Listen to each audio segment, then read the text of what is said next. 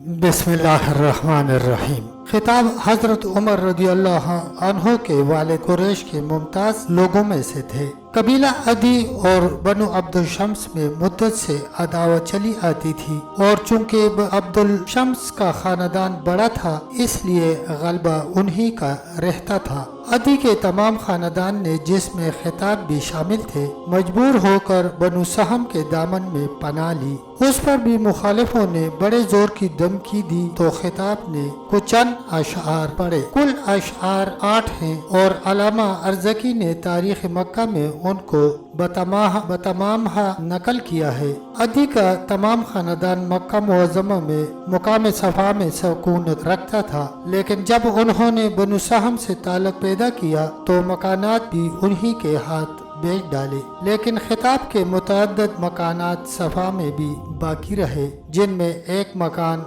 हजरत उमर रदियल्लाहु अन्हु को विरासत में पहुंचा था। ये मकान सफा व मरवा के बीच में था। हजरत उमर रदियल्लाहु अन्हु ने अपनी खिलाफत के ज़माने में उसको डाकर हाजियों के उतरने के लिए मैदान बना दिया, लेकिन उसके मुतालिक बाज़ दुकानें मुद्दत तक हजरत उमर रदियल्लाहु अन्हु के खानदान के कब्ज़े में रही। खिताब ने ऊंचे ऊंचे घरानों में मुतअद्दिद शादियाँ की थी। चुनांचे हजरत उमर रदियल्लाहु अन्हु की वालिदा, जिनका नाम खंतमा था, हाशाम बिन मुगीरा की बेटी थी। मुगीरा उस रुतबे के आदमी थे कि जब कुरैश किसी कबीले से लड़ने के लिए जाते थे तो फौज का एहतमाम उन्हीं के मुताल्लिक होता था। उसी मुनासिबत से उनको साहिबुल आना का लक़ब हासिल था। हजरत खालिद रदियल्लाहु अन्हु उन्हीं के पोते थे। मुगीरा के बेटे हाशाम भी, जो हजरत उमर रदियल्लाहु अन्हु के नाना थे,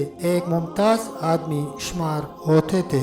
हजरत उमर रदियल्लाहु अन्हु मशहूर रिवायत के मुताबिक हिजरत नबवी से 40 बरस कबल पैदा हुए। उनकी विलादत और बचपन के हालात बिल्कुल नामालूम हैं। हाफिज इब्न असाकर ने तारीख दमिश्क में उमर बिन अल-आस की ज़बानी एक रिवायत नकल की है कि मैं चंद अहबाब के साथ एक जलसे में बैठा हुआ था कि दफातन एक गुल उठा। दरियाफ्त करने से मालूम हुआ कि खिताब के घर बेटा पैदा हुआ है।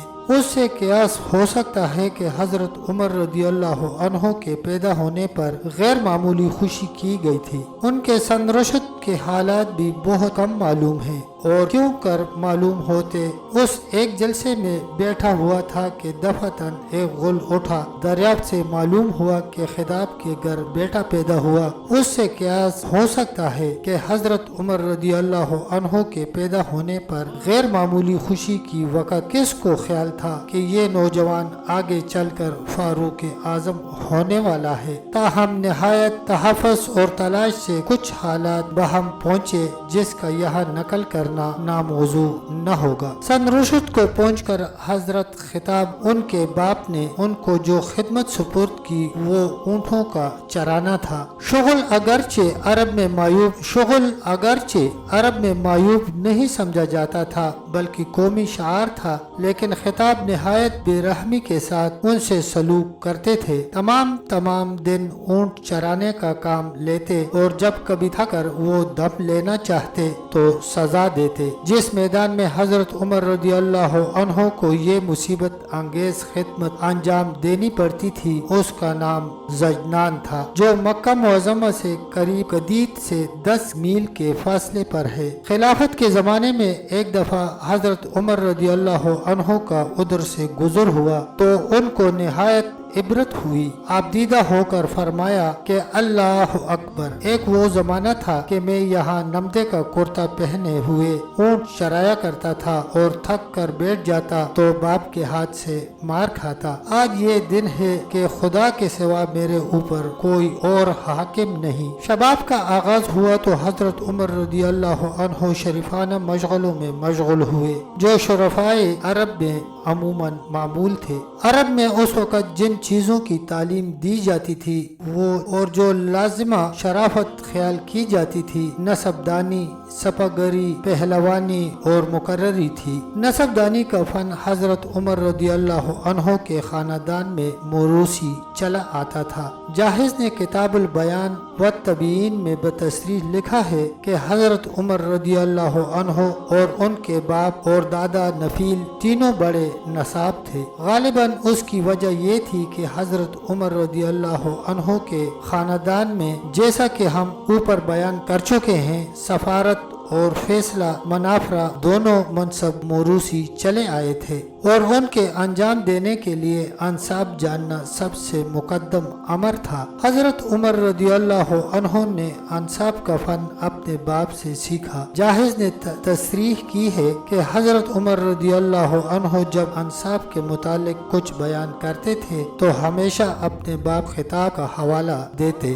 پہلوانی اور کشتی کے فن میں بھی کمال حاصل کیا، یہاں تک کہ عکاظ کے دنگل میں مارکے کی کشتیاں لڑتے تھے۔ عکاظ جبل عرفات کے پاس ایک مقام تھا جہاں سال کے سال اس غرض سے میلہ لگتا تھا کہ عرب کے تمام اہل فن جمع ہو کر اپنے کمالات کے جوہر دکھلاتے تھے، اس لیے صرف وہی لوگ یہاں پیش ہو سکتے تھے جو کسی فن میں کمال رکھتے ہوں۔ نابغہ زبیانی حسان بن ثابت بن سعدہ خنسا، جن کو شاعری اور ملکہ تقریر میں تمام عرب مانتا تھا، اسی تعلیم گاہ کے تعلیم یافتہ تھے۔ حضرت عمر رضی اللہ عنہ کی نسبت علامہ بلازری نے کتاب الاشراف میں بسند یہ روایت نقل کی ہے کہ عکاظ کے دنگل میں کشتی لڑا کرتے تھے۔ اس سے قیاس ہو سکتا ہے کہ حضرت عمر رضی اللہ عنہ نے اس فن میں پورا کمال حاصل کیا تھا۔ شاہ سواری کی نسبت ان کا کمال عموماً مسلم ہے، چنانچہ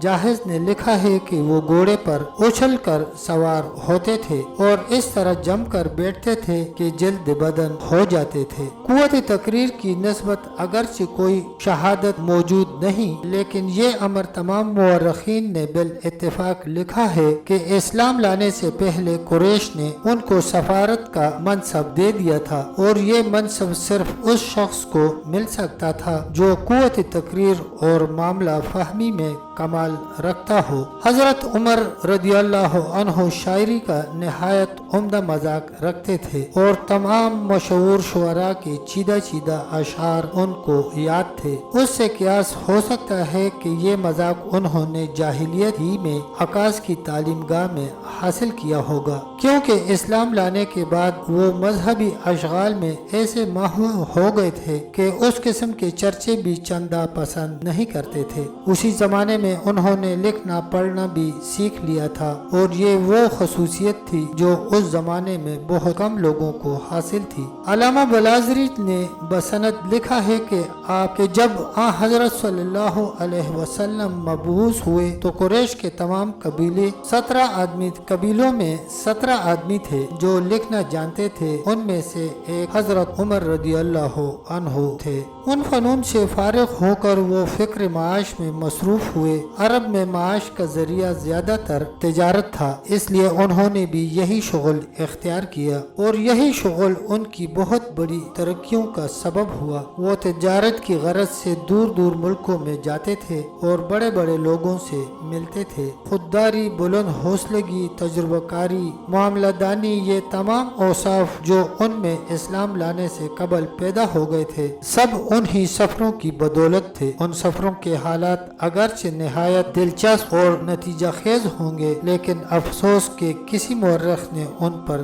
توجہ نہیں دی۔ حضرت عمر بن خطاب نے جاہلیت کے زمانے میں عراق اور شام کے جو سفر کیے اور ان سفروں میں جس طرح وہ عرب و عجم کے بادشاہوں سے ملے، اس کے متعلق بہت سے واقعات ہیں۔ مختصر یہ کہ عکاظ کے مارکوں اور تجارت کے تجربوں نے ان کو تمام عرب میں روشناس کر دیا اور لوگوں پر ان کی قابلیت کے جوہر روز بروز کھلتے گئے، یہاں تک کہ قریش نے ان کو سفارت کے منصب پر مامور کر دیا۔ قبائل میں جب کوئی پرخطر معاملہ پیش آتا تو انہی کو سفیر بنا کر بھیجتے تھے۔ تب تک دوستو اتنا ہی، ملتے ہیں انشاءاللہ اگلی قسط کے ساتھ، تب تک کے لیے اللہ حافظ، اللہ نگہبان۔